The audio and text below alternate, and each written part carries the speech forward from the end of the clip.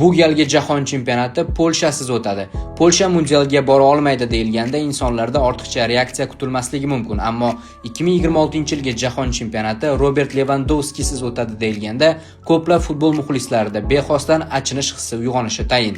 Lewandowski faoliyatidagi so'nggisi deya kutilayotgan mundialdan jamoasi bilan birga qolib ketdi. So'nggi soniyalarda Shvetsiyadan o'tkazib yuborilgan gol u uchun mundial kitobini batamom yopdi. Polshalik tirik afsona uchun jahon chempionati sahifasi o'z nihoyasiga yetdi.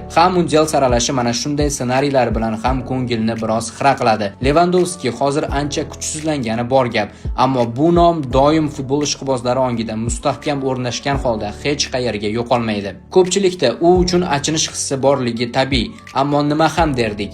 Bugun Lewandowskining Polshasini qoldirib ketgan Shvetsiya va uning sobiq yetakchisi Ibragimovichni ham bir paytlar shunday ahvolda dog'da qoldirishgan. Futbol shunisi bilan qiziq, shunisi bilan alamli.